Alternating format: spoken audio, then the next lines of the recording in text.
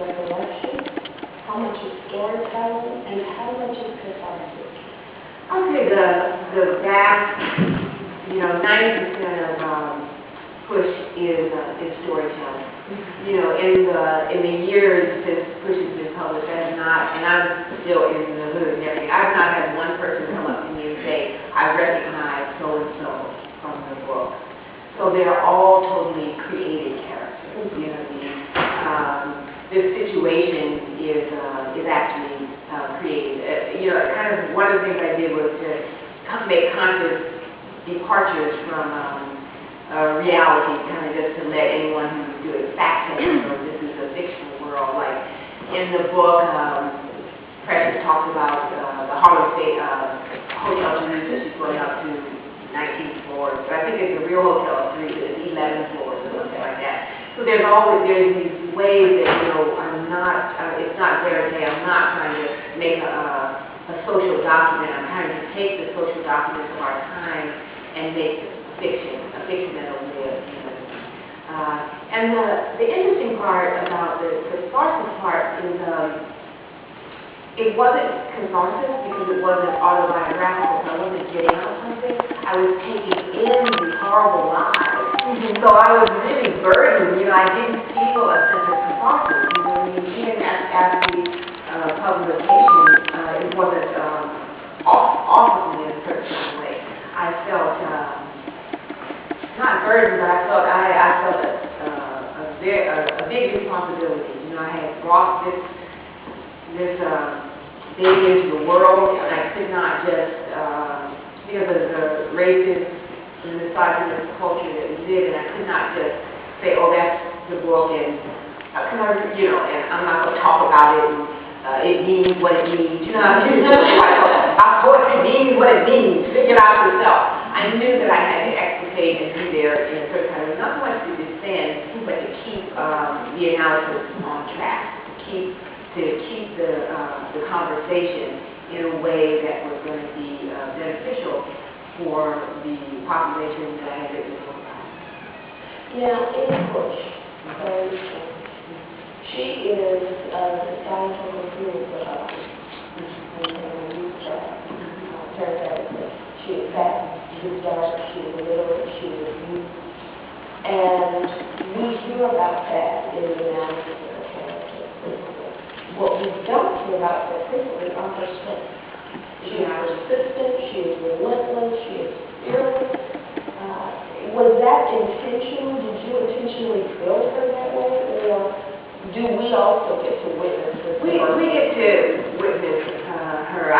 Because there's so many different ways to write. I'm sure the fiction writers and the poets in the audience know who are serious about writing. So you start at the top and go down and you go to certain areas, but because it starts at such a low point. Where else was I going to go? We had to go up with this character. But I'm going to talk about her personality development, but I want to come back to a certain thing I have to always remind people of.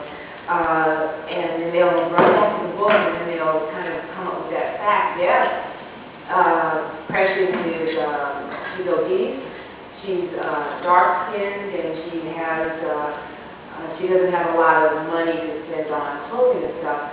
And then people will say, she's ugly. And I have to remind them, obese does not equal ugly.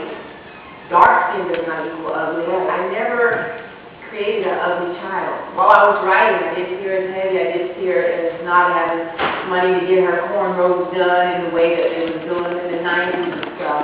And I did see her as Gabrielle Siddibe, beautifully black. But I wasn't called ugly. It interested that people would take those things and equate them with ugly. So that is something that we're still grappling with. And do you think that the influence of media, that stereotype, or have we been socialized ourselves? I think we've been socialized because we ourselves, the minute we hear fat and black, what's the next thing? Ugly. It's not fat, black, and beautiful. So when we think of African American and beautiful, we're still thinking Halle-Berry. So we have our own work to do. We should not be at this point where we're still equating dark skin with ugly. like in the view. So it's, I don't want to put that out there. Yeah, and I don't think I would have gotten much pleasure out of writing a story of nothing but pathology. So she is not pathological. What has happened to her is pathological.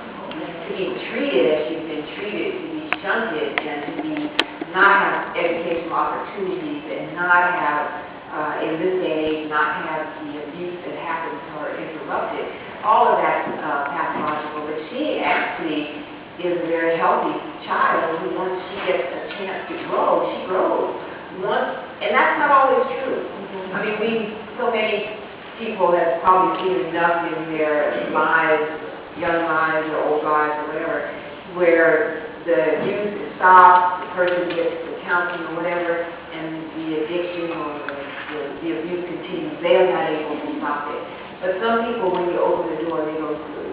And so and that amazes me. I was observing that in my community, because I was living in Harlem, and I was observing that with my students. And so I thought that was amazing, how it's almost inexplicable why some people are able to survive certain situations and some people aren't. But the thing that I tried to show with Precious was they did some surveys, and this was during Jimmy Carter's presidency, and the prisoners, the captives in her land. And they showed that the people who were most able to survive were those who, while they were being tortured, were able to, as we say, dissociate. They were able to, as the electrodes were being attached to their body, escape the pain by pretending they were with their wives, or they were in Hawaii on the beach or whatever. In other words, they had what in a normal situation would have been pathological, the ability to split. And we see that in Precious, the ability to, and you see it really in the movie, you really see the ability to space out. But it's also the beginning of imagination. What is imagination but the human capacity to think of something else other than what's going on right now? What does the artist do but even look at the model and create something different than what is already there? So what I was doing with Precious is in Push was showing the evolution of a creative mind. We see at the end that she is able to, write poems, put language together, that she takes pride in her ability to create, and that she loves using her mind. She knows that she will probably never have much, but she has her ability to think, to imagine, and to create a life. She always has. Exactly.